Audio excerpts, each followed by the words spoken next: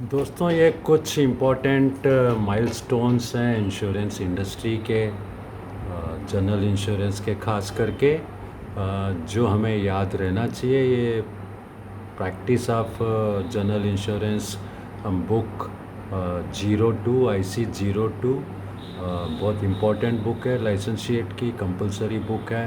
Triple I का बहुत ही बढ़िया बुक है, इसे आप ज़रूर किसी भी नज़दीक इंश्योरेंस इंस्टीट्यूट से ख़रीद लें या ट्रिपल आई मुंबई को ऑर्डर करें। ये इम्पोर्टेंट माइलस्टोन्स हैं, इनको समझने की कोशिश करते हैं। 1938 में पहली बार फुल फ्लेज्ड कोई इंश्योरेंस एक्ट बना था, जिसको हम इंश्योरेंस एक्ट 1938 के नाम से जानते हैं। पहली बार एक पूर्ण रूप से लेजिस्लेशन कह सकते हैं जो लाइफ और जनरल इंश्योरेंस को कंट्रोल करने के लिए बनाया गया था, इंश्योरेंस एक्ट 1938, जो आज भी अमेंडेड रूप में कायम है। उसके बाद 1939 में कुछ इंश्योरेंस रूल्स बनाए गए इसी इंश्योरेंस एक्ट 1938 के अंतर्गत। 1968 का साल आता है और टीएसी यानी टैरिफ एडवाइजरी कमेटी का गठन होता है, इस्टेब्लिश होती है टीएसी, टैरिफ एडवाइजरी कमेटी, जिसने न केवल टैरिफ बनाए हैं जो वर्तमान में हम देखते हैं, बल्कि सारे पॉलिसी के टर्म्स कंडीशन बनाने वाला यही टैरिफ एडवाइजरी कमेटी थी, जिसने बहुत मेहनत करके जो आज वर्तमान में हम जितनी भी पॉलिसीज़ देखते हैं वो मोर और लेस टीएसी की ड्राफ्ट की हुई पॉलिसीज़ है। हालांकि आज की तारीख में टीएसी का थोड़ा इम्पोर्टेंस कम हो गया है, क्योंकि टैरिफ से नॉन टैरिफ की ओर हम बढ़ चले हैं और अब कंपनीज़ जो है ज़्यादा फ्रीडम के साथ काम कर रही हैं, अपने ओन टर्म्स कंडीशन डिसाइड कर रही हैं। But still by and large उनका जो ड्राफ्ट है वो टीएसी वाला ही ड्राफ्ट अभी तक चल रहा है। So tariff advisory committee was establish in 1968। इसी 1968 के अंदर मिनिमम सॉल्वेंसी मार्जिन, क्योंकि सोशल सेक्टर की ओर हम मुड़ रहे थे, तो ये तय करना ज़रूरी था कि इंश्योरेंस कंपनीज़ के पास पर्याप्त फंड्स रहें, उनकी सॉल्वेंसी बनी रहे, इसलिए उसके लिए कुछ नॉर्म्स बनाए गए 1968 में। 1971 के पीरियड में आते आते गवर्नमेंट जनरल इंश्योरेंस इंडस्ट्री को नेशनलाइजेशन करने का मूड बना चुकी थी, इसलिए 1971 में एक अध्यादेश के जरिए, ऑर्डिनेंस के जरिए एक ऑर्डिनेंस निकाला गया, इमरजेंसी प्रोविज़न एक्ट बनाया गया, जिससे जितनी भी जनरल इंश्योरेंस की प्राइवेट कंपनीज़ थी वो गवर्नमेंट के हाथ में चली गई। हालांकि पूर्ण रूप से एक्ट बनते बनते 1972 हो गया। 1972 में जिबना एक्ट बना, general insurance business nationalisation act, और यहीं से जनरल इंश्योरेंस की सारी प्राइवेट कंपनियों का एकीकरण हुआ, यानी नेशनलाइजेशन हुआ।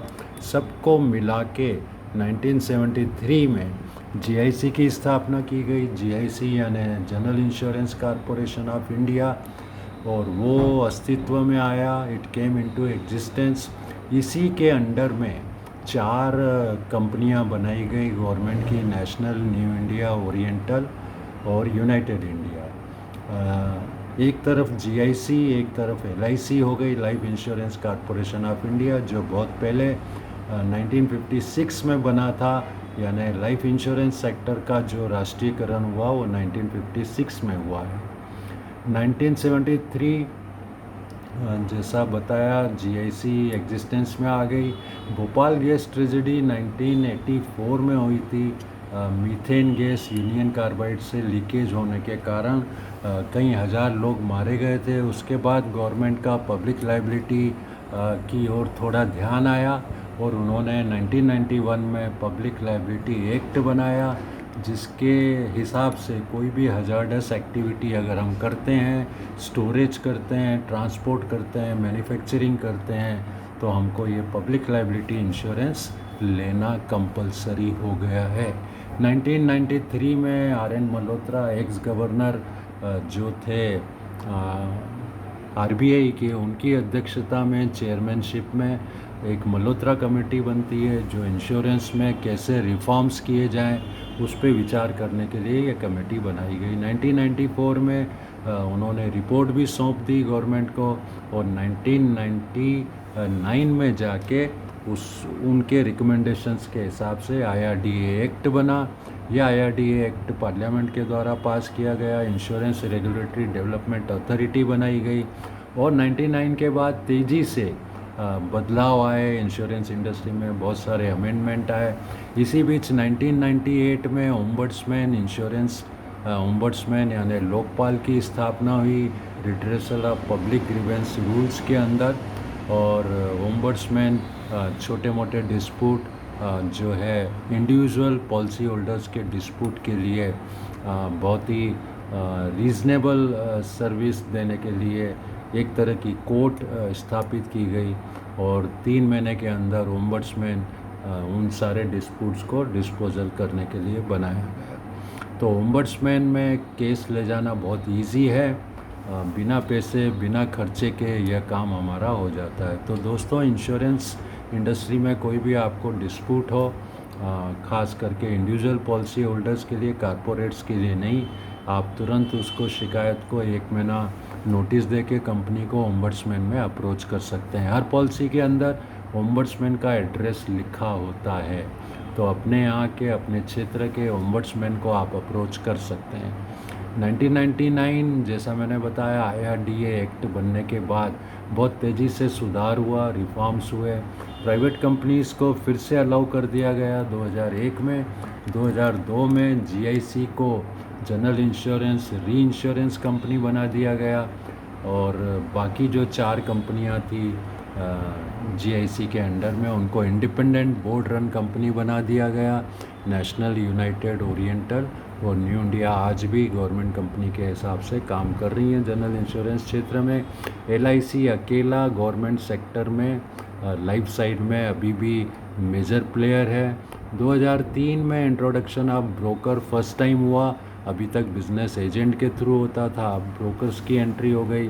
2015 में जो FDI है, फॉरेन डायरेक्ट इन्वेस्टमेंट, वो 49% हो गई।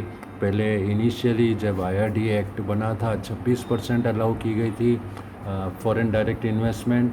और इसी के साथ ये आज का video important milestones of insurance industry आपके सामने यह वीडियो आप याद कर सकते हैं, अपने पास सहेज कर रख सकते हैं, बड़े काम की चीज़ है।